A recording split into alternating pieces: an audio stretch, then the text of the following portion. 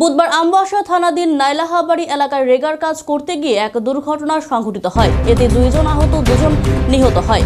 প্রাপ্ত খবরে জানা যায়, যখন রেগার কাজের কর্মীরা পুকুর খননের কাজ করছিল, তখন হঠাৎ সেই জায়গায় একটি বিরাট গাছ ভেঙে পড়ে, যার ফলে এই গাছের নিচে 4 জন কর্মী ফেঁসে যায়। দুর্ঘটনার খবর পেয়ে ঘটনাস্থলে ছুটে আসে আমবাসা থানার পুলিশ সহ আমবাসা অগ্নিনির্বাপক দপ্তরের কর্মীরা।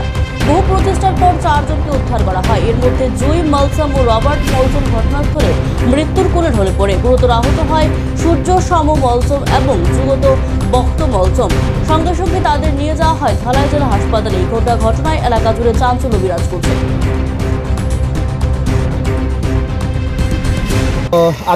আজ সকাল 11:30টার দিকে আমবাসা থানাধীন নাইলাহাবাড়ি এরিয়াতে রেগার পুকুর খনন সংক্রান্ত কাজ করার সময়ে একটা দুর্ভাগ্যবশত বা দুর্ঘটনাবশত একটা গাছ পড়ে যায়। পরে 2 জনের প্রাণহানি ঘটে। একজন হসপিটালে গিয়ে আর একজন স্পটে। স্যার, তাদের নাম?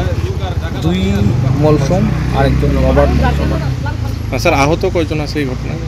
আরও 2 জন হসপিটালে আছে ট্রিটমেন্টে। আশা করি ভালোই থাকবে। আমাদের যা ঠিক আছে।